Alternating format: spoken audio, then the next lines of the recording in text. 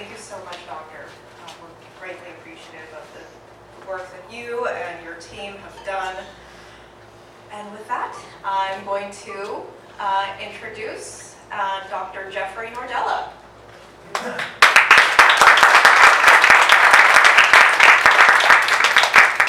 Not sure I want to come up here.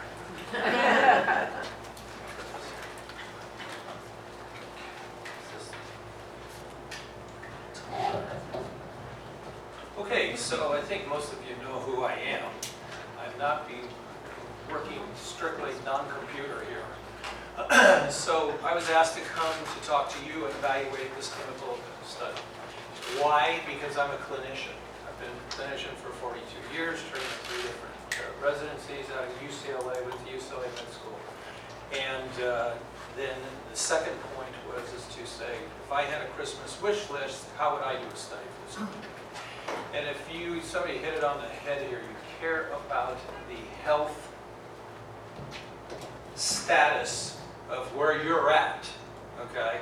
So we're going to go through, and I got to lay a little foundation for you, okay? We're going to talk about how babies are made, but it's not that kind of talk, let's just say. So let's go into it. We're going to have to present it really quick because this is what this study is about, okay? So egg, the sperm, meat, you have migration, implantation, fertilization goes to the superior aspect of the uterus. The uterus then develops with specialized cells. We're going to talk about 3 structures. Structure 1 is the fetus. Structure 2 is the placenta. Structure 3 is the amnion, complex membranes that make the amniotic fluid. Why do you want to have amniotic fluid? Basically, it supports the baby all the way throughout, through cushioning, so forth and so on, nutrients, and so forth. We'll talk about that in a second. Placenta. Placenta is a very, very vascular organ, okay? And what does it do? The baby's blood is not the mother's blood, okay? The baby makes its own blood, but also factors come from the mother through a membrane. It has to be screened. We talked about particular toxins, which I'm unaware of today of all of the toxins were released. It sounds like UCLA is aware of all of the toxins that were released during the blowout. Okay, and also the repair process. Okay, so you have a lot of toxins. What's a toxin? It's something that the body doesn't have in it naturally, okay, and it has a response. So we're going to talk about the response in a minute because it sets up for what I think you should do. And this, again, is all my opinion, okay, as a clinician. So, when you look at the placenta has a function. The function is to screen and allow blood products, oxygen, CO2, nutrients for development, all to get into a developing fetus. And remember, what is the fetus as compared to the mother? Very, very, very small. So the toxin dose is very, very, very big. And it affects cells, okay? So, knowing that, now we take a mother who's been exposed to toxins. What are the toxins? They know. I know some of them. All of them are foreign, okay? When you have foreign toxins in your body, what does your body do? Rebel. Fights it off. It tries to get rid of it. How does it get rid of it? Through an immune response, okay? The immune response is basically a foreign chemical or molecule gets into a cell and causes a lot of other cells. So think of dominoes. The biggest domino in the human body, which is fascinating, is if one domino hits, thousands of dominoes drop, okay, and go everywhere. And it does it through a process called, and we've all heard this with COVID, is chemokines and cytokines. This isn't hard. Cyto meaning cell, kines meaning to call. Chemokines are chemicals, chemicals to call. It says, come on, bring the forces in. We want to get this out of the body. How does it get out of the body? It's metabolized by the liver, goes to the kidney rids it. Okay, so let's go back to the amniotic fluid in a developing child. The first trimester, okay, the amniotic fluid comes from the mother. The second and third comes from the fetus. Why? The fetus now is making, the kidneys are developing, the liver is developing, and this is something you might not know, is when you have the child, the developing fetus, when the kidneys start to develop, these chemicals go in and the child urinates into the amniotic fluid. Okay? So when it does that, does it re-swallow and re-breathe? The answer is yes. So you get a circulation pathway of re-exposure and re-exposure and re-exposure. Okay? So we have this, now let's apply it to the study. So the study was a good study. It's good science. It's a flagship organization. They did the right things. There is some criticisms I would have, okay? Like every study, there's no perfect study. So when you look at this study, they looked at Aliso. So when they looked at Aliso, they looked at all of these patients, and an in number was about 13,000. That's how many potentials they could have pulled from. They had 3 control groups. One control group was the state of California, the other was LA County, and the other was a matched control group. What's a matched control group?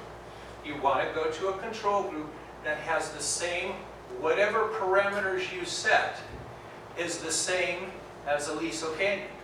So it is a apples to apples. You don't want an apple to an apple and part orange. You want an apples to apples. That's a matched study.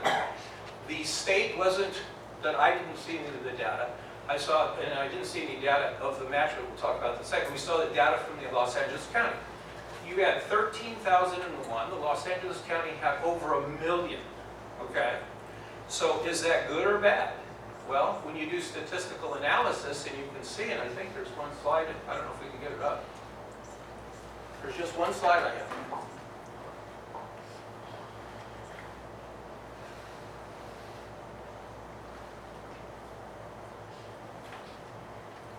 Almost. Anyways, going on.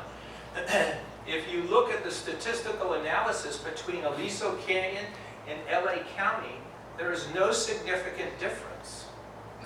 There was no significant difference, but then I looked at the matched community, and there was an incredibly significant difference.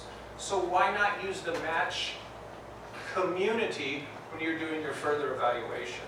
They didn't. I don't know why. Could be something obvious to them that I don't understand, and maybe she can answer it later. But if I was going to do a study, I would say, now when you do the matched controls against Aliso, your differences are much more significant. Okay, so keep that in mind. So basically what they did is they said, okay, look, these people were exposed in their last trimester of pregnancy. They were exposed somewhere along the line. They were toxic. Okay, so what happened? We have a clinical outcomes of having a baby less than 37 weeks, preterm. We have a baby that is term, but has low birth weight, less than 2,500 grams. This is about 5.5 pounds. And then you had your third, which was just basically low birth weights. All 3 of these parameters in the literature, which has been, she had mentioned, Dr. had mentioned, that basically carries long-term health effects. Okay? Now, one thing the study didn't address, and maybe I just didn't read it, is the fact that if you take 2 parameters, which is logic, so if I have a baby that's less than 37 weeks, what's the chance that it's going to be 7 pounds, 5 ounces? A lot lower. So there is a crossover. The literature that I saw goes anywhere between 60 and 70%. So that makes sense. Oh, thank you. So the only points I wanted to make here is just take one like preterm on the bottom. So you look at the exposed community, you have, it's a percentage 8.4, okay? Then you look over here at Los Angeles County, it's 8.7. Well, there's not a significant difference in that. And this is over 9 years, by the way. So, but if you turn around and you look at the matched community at 7.3, the p-value on that is incredibly small and significant. So then I would say, as a researcher, I would look at it and say, that's the guy I want to look at. They did, but they didn't publish that. They published LA County. Why? I don't know. So that's okay. So back to the point of now, what's the outcomes of all of this? Well, you have a significant amount of low-term birth weights. That's their first priority. You have second, you have term low birth weights, and third, you have preterm. So with all of these outcomes, again, pick an organ system, whatever you want. Neurological, GI, musculoskeletal, immune system. It's all altered, and studies have shown us time over time that this will go throughout the life of that particular fetus, child, became an adult. Okay? That's significant and very impactful. So when I read the study, my gestalt was, good study, bad outcomes. As a clinician, applying this to guiding patients every day is what I do, that's bad. It's very high risk, and it puts people in high risk. Now, again, I don't know what the crossover was, but I calculated about 290 according to the data. And of that 290 patients, I have a question. Has anybody been informed, those families? The children? The babies? They're probably 10 years old, no, 9, 10. Has Department of Public Health reached out to them, which they can, and say, hey, you're high risk. Because you were all parents, I take it. Wouldn't you want to know? Yeah. So, but I don't know the answer to that. Maybe they have. I just don't know. So, that leads me to a study, and believe me, I know UCLA is a flagship organization. I spent 8 years of my life there. They're very bright people, brilliant people. But boy, when I see what they're doing with the studies, it's like, oh my God, can we not simplify this? You want to know that question. You guys are sitting here, and you tell me if I'm wrong right now. You want to know what your health status is. Well, this is the most important thing I'm going to tell you, in my opinion. You've got 3 phases of this, like the baby. You have 3 phases of toxicity. You have pre-blowout, you have blowout, and you have post-blowout. Thanks, Matt.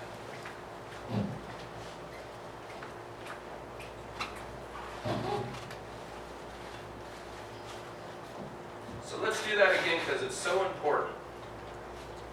You've got pre-blowout, you've got post-blowout, or blowout, then you have post-blowout. Well, it's all over, guys. You've been exposed. The only thing that you can look back at now is what they looked at, what they did look at. This is one biomarker. The most important to me, and has always been to me, is the cancer data. Now, they've had the cancer data, correct me if I'm wrong, beginning of May. You could do an analysis on that pretty darn quick. But it's what, October? Now, I understand they've been requested to look at further data, which is one of the 3 things I'd say is that I was disappointed. They stopped looking at the data in 2019. Why? Why not look at it throughout? Why not look at it throughout to date? Okay? So that would be one. And now what I read and kind of interpreted from it, extrapolated from it, is COVID. Well, COVID would penetrate any other community, especially if it was a matched community. There's no reason why it wouldn't, like diabetes would, or hypertension would. So the issue is, take it out to present day. Why? Present day is really what you guys want to know. Why?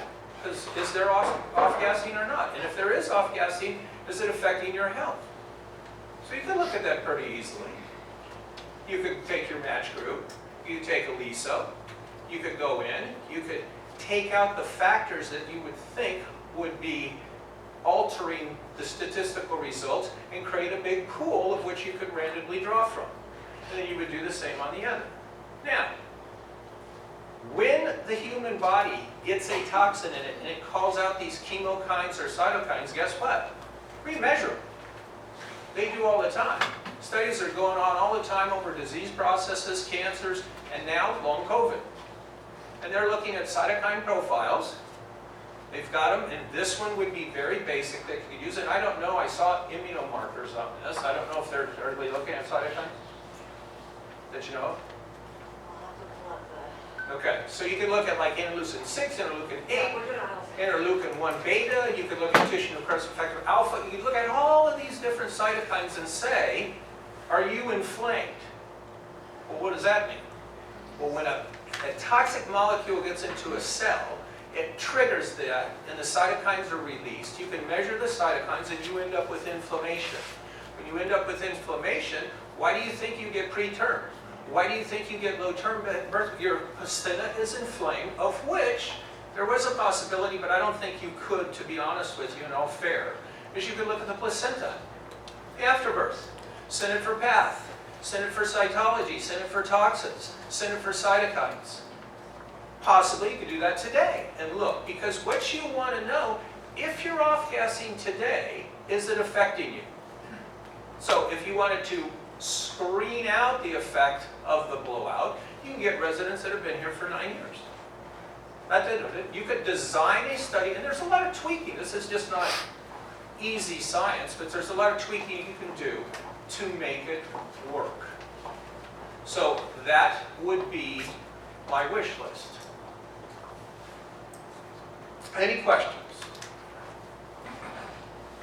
Dr. Nordella, could you tell us what is off-gassing? So off-gassing is that, are they just slowly leaking and kind of simmering up, and everybody's breathing this as time goes on? It's chronic exposure leads to chronic inflammation. That's one thing I will address. So people might say, maybe the researchers at UCLA would say, well, Dr. Nordella, you know, come on, the cytokines only last minutes to hours in the system. And it's like, you're correct. But if you're chronically being exposed, they're going to be chronically elevated. And they will tell you a pattern of the story. And again, it leads back to inflammation, which again has to go to the toxins. Matt? Yeah, one thing regarding off-gassing that the Department of Dogger and Department of Conversation during and after the blowout said that facility, because of the blowout, could be off-gassing for many, many years. They have no idea how many years it could off-gas because of that one blowout. I've lived here 50 years, and I've smelled it all those years. We used to go outside, and I'd call a neighbor, you smell it, I smell it, and everybody smelled it, you know, that's... But what you want to know now is you want to know off-gassing post the blowout. You have 9-year history, 10-year history, you have that. So, is that affecting your health? That's what you want to know. So if you looked at it and you came out with this community from your Aliso to your match, and there was statistical differences, however you want to do it, I'm not a statistician, you know a little bit, but if there's a significant difference, then you have to sit there and go, well, I control for all of these other confounding factors. Maybe there is a relationship between the off-gassing and my health. We learned after the blowout that there were a couple of other blowouts, not as big as this, but significant. It would also be interesting to know that data. Well, What happened during that period of time? Maybe it's less, but I'll bet it was higher. Well, it's interesting because in the UCLA article, there actually is periods that there's significant differences pre and post the blowout. What that is, I don't know. When you mentioned match group, like like the Aliso community, and then this match study group, what does that mean? Is it a similar group of people that have toxins similar to this, or just a 30,000 population community that doesn't have toxins? I don't know what you mean. For the Aliso, it was 13,000. For the match group they had, and this was 20,000. And that's the last thing you want is a community that's exposed to other toxins. You want a clean community so as you just compared picked to 20. Exactly. Okay, so And then you can see if there's significant difference. And they found that there. Yeah. And those signals were much more amplified. Right. So again, I think the study is good, but if I had my choice, I would not have published, I think they published it, because I read the article, is that I would not have used the county, I would have used the other. The 20. Yes, sir. Thank you for your presentation. I have a twofold question. Number one, how much of your funding is coming from the gas company through your study? I'm not doing a study, I'm an independent and just assessing the article and giving you my opinion of where a study should go if you really want to bomb the target, in my opinion. Okay, so you're... If If you want to give me money, I'm good. Okay, so who's funding this study? That's my first question. The consent decree was monies that were in a lawsuit that gave, I want to say, 25 million to UCLA. I sat on the SOC, by the way, okay, but was asked to leave because I was telling you the things that you put me on the SOC for. So, but anyway, so that's where the money came from. Okay, my second question is, so you read the whole report, the extensive report that the first speaker discussed, correct? Correct. That's, I had read their study. Okay, so I'm just gonna say, I share the same frustration as this gentleman in the back. I'm sorry, what's your name, sir? Craig. I share the same frustration that it looks as though, So there's not leakage in the you, upper I'm not saying intentionally, but I feel like we've all gotten ripped off areas that with are away from the lack of information not the wellhead. Is there about, leakage there too? all we're hearing is the low birth weight rates. Those Okay, pipes are so old. we're not hearing about miscarriages, how many babies have died, how many people, we all have. Because that's what the study was focused on. That's what the study was focused on. So we need to be fair. When they set out to do the study, they wanted to say the cohorts were low birth weights, term or non-term, and then preterm children. So, correct, you're not. They did not look at miscarriages. Okay, well, I think that we are all, if you could raise your hand that you're frustrated that we need a more extensive study to include the increase in cancers, because we all know or have read. Well, they don't need to do a study. They have the cancer registry information. They need to assess it. They need to do an assessment of that data. Okay, well, it was done in May, you said it was concluded in May, so I'm just It curious. wasn't concluded. They received it in May. They received it in May, but they have to do the analysis, and an analysis, it's taken a long time. But I understand they were asked to take it further, so they asked for more information. But I would have liked to seen at least a first pass effect of it, what you have. And by the way, I just wanted, for full disclosure, before I came to this meeting today, I got a letter from Dr. Jarrett, an email, and said, hey, would you like to input upon the clinical aspect? And I wrote him back and I said, you know, what I'm going to do is present this to you first, okay? And my opinion, and if they still wanted to talk after that, I'd be more than happy to talk. So just so you understand that. Any other questions? It's not a question, but when we were all meeting with attorneys, at least our attorney did an extensive questionnaire. I wonder if anybody reached out to any of the attorneys. They looked at areas of cancer, like even like where we live near E.T. Park, and they were finding higher levels at that time. I wondered if the study reached out to any of the big law firms that have a lot of information. I'm sorry, what study? This, That study. they just published this study. Our UCLA council has reached out to various plaintiffs, attorneys, and we are negotiating receipt of the records. Yeah, because they have a lot of information. Any other questions? In the back. Okay. Hi, just for those that didn't know what off-gassing was, besides off-gassing at the facility, they do regular well maintenance where they clean out the wells and all the gas gets put into the air, the 115 wells. And then they also do stimulation to the wells where they get hydrochloric acid, gallons and gallons, shoot it in to stimulate the more gas coming out. So you're getting threefold chemical exposure always from Aliso, in case you didn't know. Any other? Did the health department know about this? The tests that we did with you, I remember I went to your office and we did a blood sample. Was that part of that Part of what? study? The UCLA one? Well, they're probably going to do a CBC and Kim 18 or a metabolic profile, which is good too, because you should do all of that as basic, but you should also follow up with a cytokine and one blood draw. And I don't know if you guys are using CLIA off-site labs or using UCLA. Okay, which actually they can do cost control on that, because the cytokines get a little bit more expensive.